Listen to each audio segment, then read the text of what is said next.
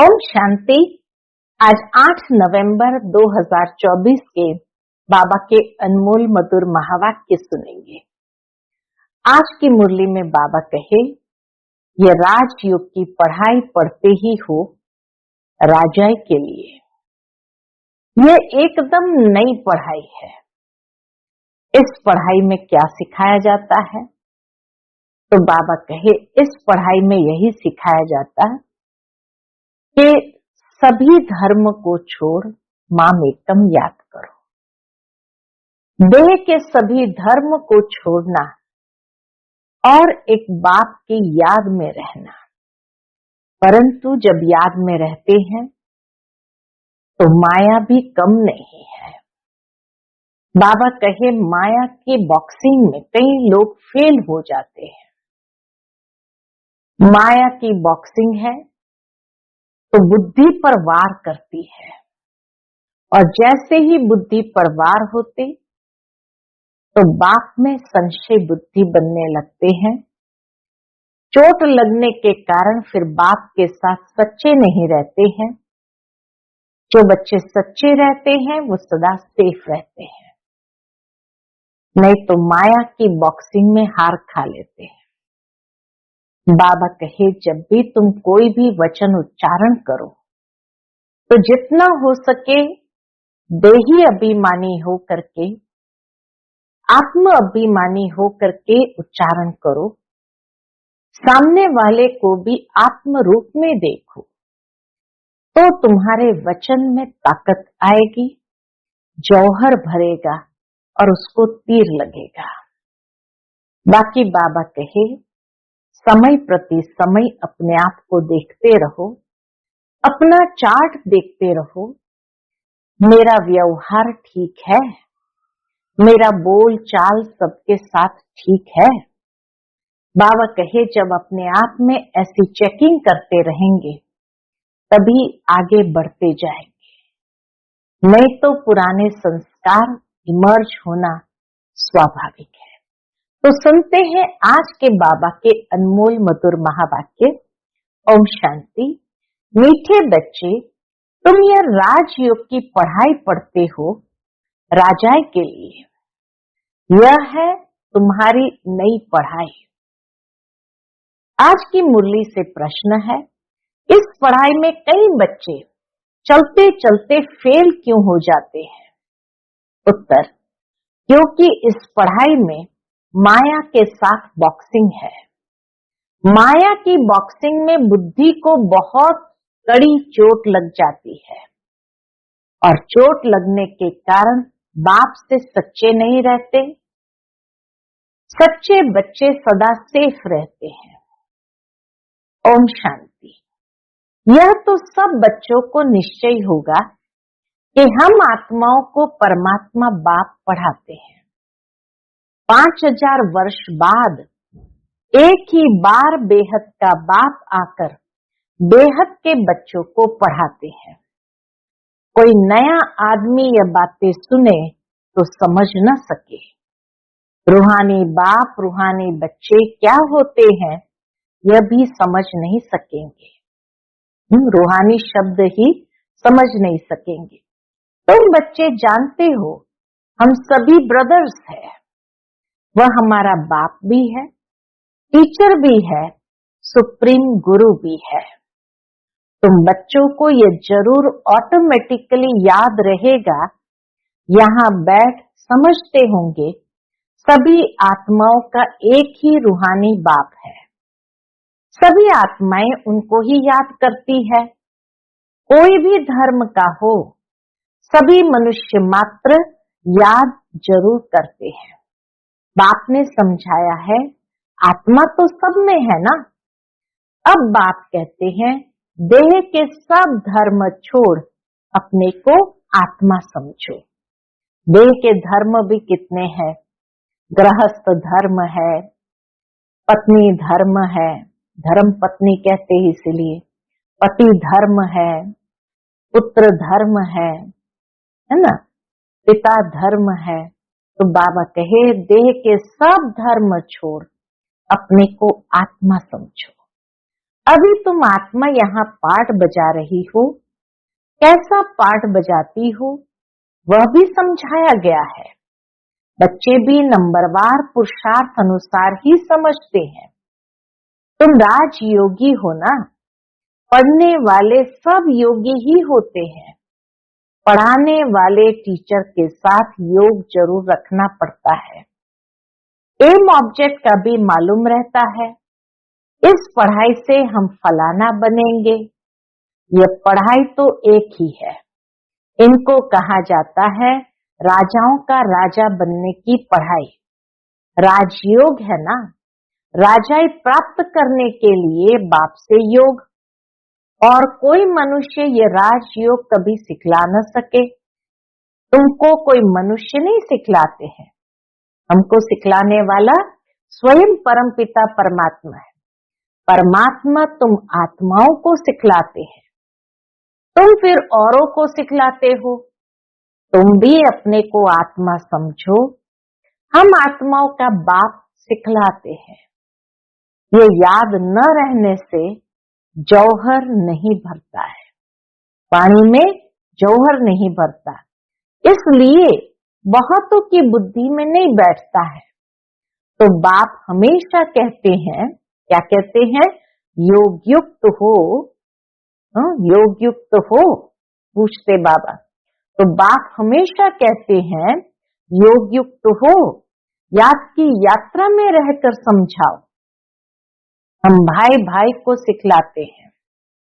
तुम भी आत्मा हो, वह सबका बाप टीचर गुरु है। परमात्मा सबका बाप टीचर गुरु है।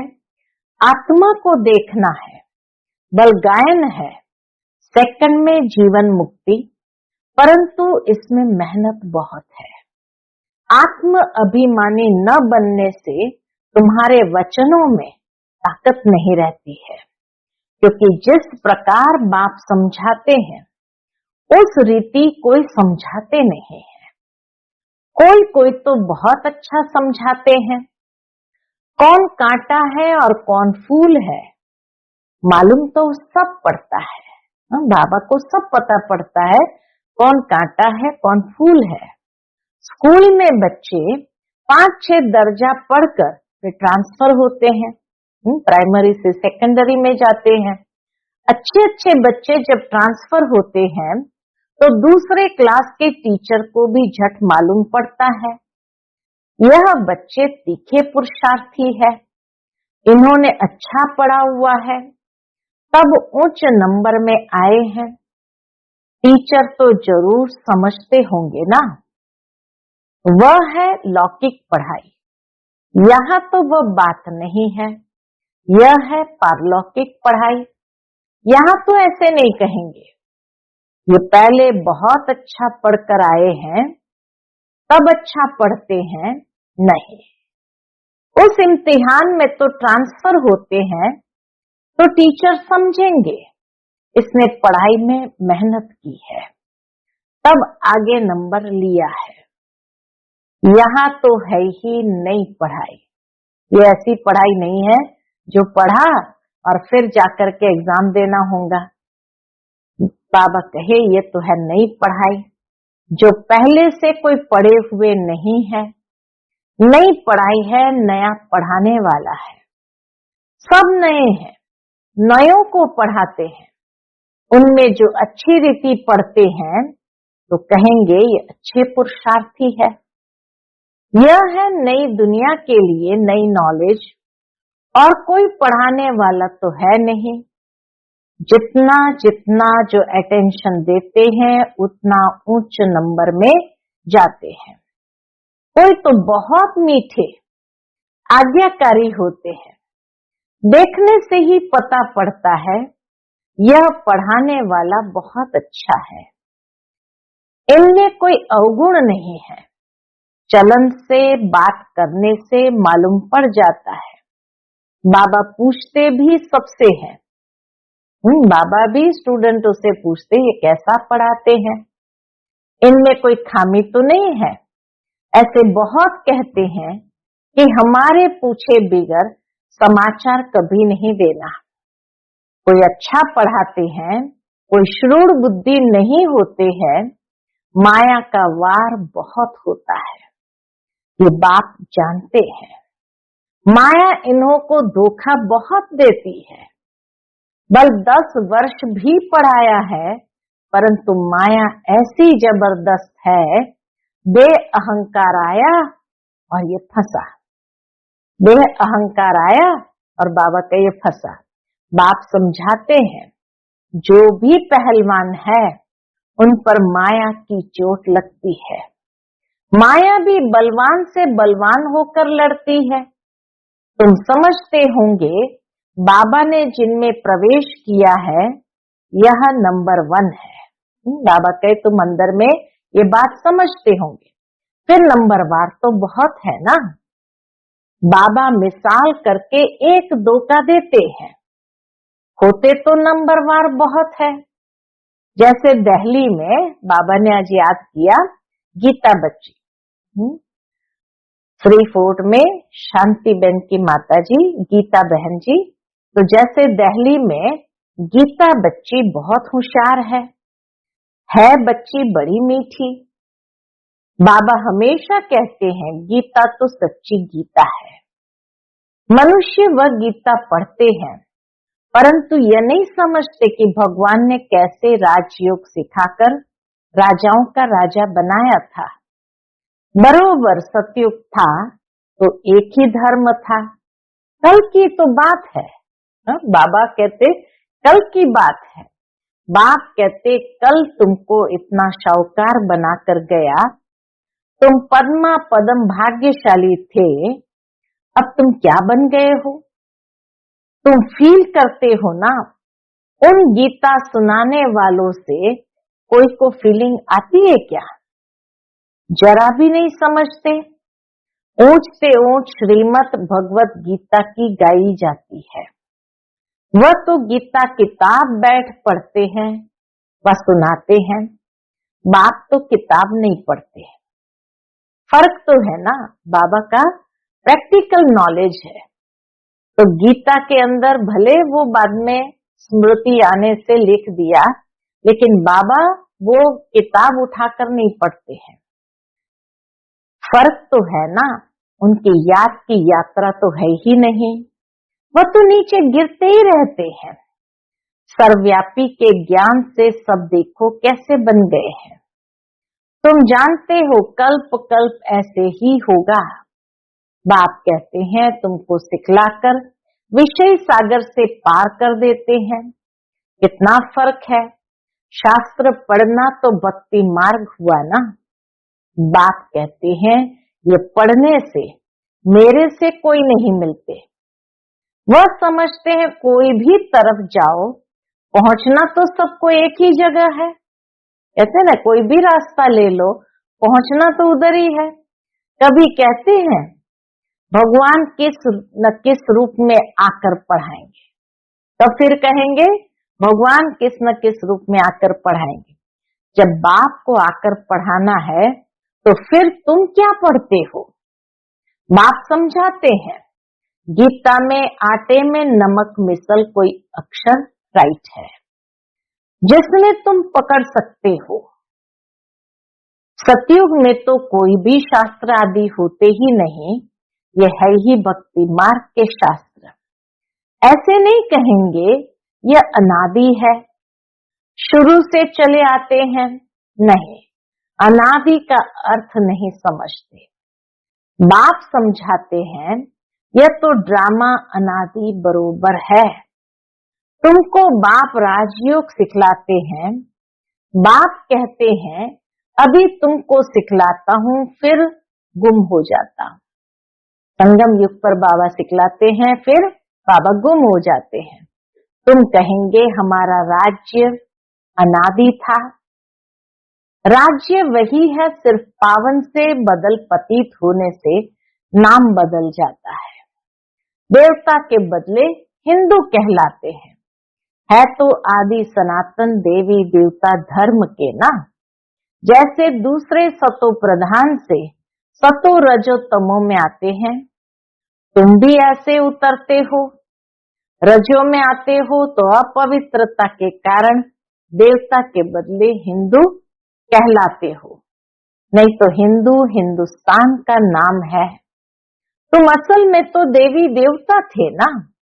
देवताएं सदैव पावन होते हैं, अभी तो मनुष्य पतित बन गए हैं, तो नाम भी हिंदू रख दिया है। पूछो हिंदू धर्म कब किसने रचा, तो बता नहीं सकेंगे। आदि सनातन देवी देवता धर्म था, जिसको पैराडाइज आदि बहुत अच्छे अच्छे नाम देते हैं। जो पास्ट हुआ है वह फिर रिपीट होना है। इस समय तुम शुरू से लेकर अंत तक सब जानते हो। जानते जाएंगे तो जीते रहेंगे। ज्ञान की एक एक बात को जानते जाएंगे तो बाबा कहे जीते रहेंगे। कई तो फिर मर भी जाते हैं। बाप का बनते हैं तो माया की युद्ध चलती है। युद्ध होने से ट्रेटर बन पड़ते हैं। रावण के थे, राम के बने, फिर रावण राम के बच्चों पर जीत पहन अपने तरफ ले जाता है। कोई बीमार हो पड़ते हैं, फिर न वहां के रहते न यहाँ के रहते हैं, न खुशी है न रंज, बीच में पड़े रहते हैं। तुम्हारे पास भी बहुत है जो बीच में है। बाप का भी पूरा नहीं बनते, रावण का भी पूरा नहीं बनते, बीच में झूलते रहते हैं। अभी तुम हो पुरुषोत्तम संगम युग पर, उत्तम पुरुष बनने के लिए पुरुषार्थ कर रहे हो। ये बड़ी समझने की बातें हैं। बाबा पूछते हैं, हाथ तो बहुत बच्चे उठाते हैं, परंतु समझा जाता है बुद्धि नहीं है। बल बाबा कहते हैं शुभ बोलो। कहते तो सब है हम नर से नारायण बनेंगे, कथा ही नर से नारायण बनने की है। अज्ञान काल में भी सत्यनारायण की कथा सुनते हैं ना, वहां तो कोई पूछ नहीं सकते, ये तो बाप ही पूछते हैं। तुम क्या समझते हो, इतनी हिम्मत है? तुम्हें पावन भी जरूर बनना है। कोई आते हैं तो पूछा जाता है इस जन्म में कोई पाप कर्म तो नहीं किए हैं? जन्म जन्मांतर के पापी तो हो ही, इस जन्म के पाप बता दो तो हल्के हो जाएंगे, नहीं तो दिल अंदर खाता रहेगा। सच बतलाने से हल्के होंगे। कई बच्चे सच नहीं बताते हैं तो माया एकदम जोर से घुसा लगा देती है।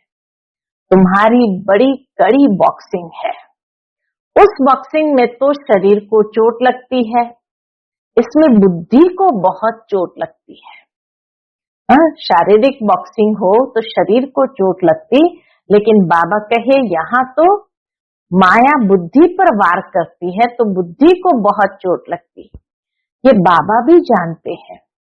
ये ब्रह्मा कहते हैं मैं बहुत जन्म के अंत का हूँ, सबसे पावन था, अभी सबसे पतित हूँ, फिर पावन बनता हूँ।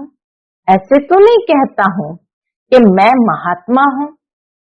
बाप भी खातरी देते हैं ये सबसे जास्ती पतित है। बाप कहते मैं पराये देश पराये शरीर में आता हूँ, इनके बहुत जन्मों के अंत में मैं इनमें प्रवेश करता हूँ। जिसने पूरे 84 जन्म लिए हैं, अब यह भी पावन बनने का पुरुषार्थ करते हैं। खबरदार भी बहुत रहना होता है। बाबा तो जानते हैं ना, यह बाबा का बच्चा बहुत नजदीक है। यह तो बाप से जुदा कभी हो ही नहीं सकता। ख्याल भी नहीं आ सकता है कि छोड़कर जाऊं। बाबा हर एक बच्चे के मन की अवस्था को जानते हैं। एकदम हमारे बाजू में बैठा है। मेरा तो बाबा है ना, मेरे घर में बैठा है। बाबा जानते हैं, हंसी कुड़ी भी करते हैं। बाबा आज हमको स्नान, कई बच्चे बाबा के साथ हंसी कुड़ी भी करते हैं। बाबा आज हमको स्नान तो कराओ, भोजन तो खिलाओ। मैं छोटा बच्चा हूँ, बहुत प्रकार से बाप को याद करता हूँ। तुम बच्चों को समझाता हूँ, ऐसे ऐसे याद करो। बाबा आप तो बहुत मीठे हो, एकदम हमको विश्व का मालिक बना देते हो। यह बात और किसकी बुद्धि में हो न सके। बाप सबको रिफ्रेश करते रहते हैं, सब पुरुषार्थ तो करते हैं, परंतु चलन भी ऐसी हो ना। भूल हो जाए तो झट लिखना चाहिए, बाबा हमसे ये भूल हो जाती है। कोई कोई लिखते भी है, बाबा हमसे ये भूल हुई, माफ करना। हमारा बच्चा बनकर फिर भूल करने से 100 गुना वृद्धि हो जाती है। बाबा भी बच्चों को सावधान करते हैं कि हमारा बच्चा बनकर फिर भूल करने से 100 गुना वृद्धि हो जाती है। माया से हारते हैं तो फिर वही के वही बन जाते हैं। बहुत हारते हैं, ये बड़ी बॉक्सिंग है। राम और रावण की लड़ाई है, दिखाते भी है बंदर सेनाली।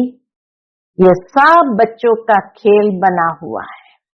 जैसे छोटे बच्चे बेसमझ होते हैं ना, बाप भी कहते हैं यह तो इन्हों की पाए पैसे की बुद्धि है। कहते हैं हर एक ईश्वर का रूप है, तो हर एक ईश्वर बन क्रिएट भी करते हैं, पालना करते हैं, फिर विनाश भी कर देते। अब ईश्वर कोई का विनाश थोड़ी करते हैं। यह तो कितनी अज्ञानता है। इसलिए कहा जाता है गुड़ियों की पूजा करते रहते हैं। वंडर है, मनुष्य की बुद्धि क्या हो जाती है। इतना खर्चा करते हैं, बाप उलना देते हैं, हम तुमको इतना बड़ा बनाकर गया, तुमने क्या किया। तुम भी जानते हो हम सो देवता थे, फिर चक्कर लगाते हैं, अभी हम ब्राह्मण बने हैं, फिर हम सो देवता बनेंगे। ये तो बुद्धि में बैठा हुआ है ना। यहाँ बैठते हो तो बुद्धि में ये नॉलेज रहनी चाहिए। बाप भी नॉलेजफुल है ना, रहते भल शांति धाम में है, फिर भी उनको नॉलेजफुल कहा जाता है। तुम्हारी भी आत्मा में सारी नॉलेज रहती है ना। कहते हैं इस ज्ञान से तो हमारी आंखें खुल गई है। बाप तुमको ज्ञान के चक्षु देते हैं। आत्मा को सृष्टि के आदि मध्य अंत का पता पड़ गया है, चक्र फिरता रहता है। ब्राह्मणों को ही स्वदर्शन चक्र मिलता है। देवताओं को पढ़ाने वाला कोई होता नहीं, उनको शिक्षा की दरकार नहीं। पढ़ना तो तुमको है, जो फिर तुम देवता बनते हो। अब बाप बैठ नई नई बातें समझाते हैं कि नई पढ़ाई पढ़कर तुम उच्च बनते हो। First so last, last so first, ये पढ़ाई है ना। अभी तुम समझते हो, क्या समझते हैं। बाबा हर कल्प आकर पतित से पावन बनाते हैं, फिर ये नॉलेज खलास हो जाएंगी, फिर लुप्त हो जाएंगी, फिर उसका प्रारब्ध हम सतयुग में भोगेंगे। अच्छा, मीठे मीठे सिकिलते बच्चों प्रति माता पिता बाप दादा का याद प्यार और गुड मॉर्निंग। रूहानी बाप की रूहानी बच्चों को नमस्ते। हम सभी रूहानी बच्चों की रूहानी माता पिता बाप दादा को याद प्यार गुड मॉर्निंग और नमस्ते नमस्ते। शुक्रिया बाबा, शुक्रिया। आज की मुरली से धारणा के लिए मुख्य सार है। पहली पॉइंट, बहुत बहुत आज्ञाकारी मीठा होकर चलना है, देह अहंकार में नहीं आना है। बाप का बच्चा बनकर फिर कोई भी भूल नहीं करनी है। माया की बॉक्सिंग में बहुत बहुत खबरदार रहना है। दूसरी पॉइंट, अपने वचनों में ताकत भरने के लिए, अपने वाक्यों में ताकत भरने के लिए आत्म अभिमानी रहने का अभ्यास करना है। स्मृति रहे, बाप का सिखाया हुआ हम सुना रहे हैं तो उसमें जौहर भरेगा और अहंकार नहीं आएगा। आज का बाप दादा का मधुर वरदान हम बच्चों के प्रति है। अविनाशी नशे में रह रूहानी मजे और मौज का अनुभव करने वाले ब्राह्मण सो फरिश्ता भव। अविनाशी नशे में रह रूहानी मजे और मौज का अनुभव करने वाले ब्राह्मण सो फरिश्ता भव। आप ब्राह्मण सो फरिश्ता देवताओं से भी उच्च हो। आप ब्राह्मण सो फरिश्ते देवताओं से भी उच्च हो। देवताई जीवन में बाप का ज्ञान इमर्ज नहीं होगा, परमात्मा मिलन का अनुभव भी नहीं होगा। इसलिए अभी सदा यह नशा रहे कि हम देवताओं से भी उच्च ब्राह्मण सो फरिश्ता है। यह अविनाशी नशा ही रूहानी मजे और मौज का अनुभव कराने वाला है। अगर नशा सदा नहीं रहेगा तो कभी मजे में नहीं रहेंगे, कभी मूंझेंगे। आज का स्लोगन है, अपनी सेवा को भी बाप के आगे अर्पित कर दो, तब कहेंगे समर्पित आत्मा। बहुत गहरी बात बाबा ने सुनाई। अपनी सेवा को भी बाप के आगे अर्पित कर दो, तब कहेंगे समर्पित आत्मा, ताकि उस सेवा का भी घमंड न आए। अच्छा, ओम शांति।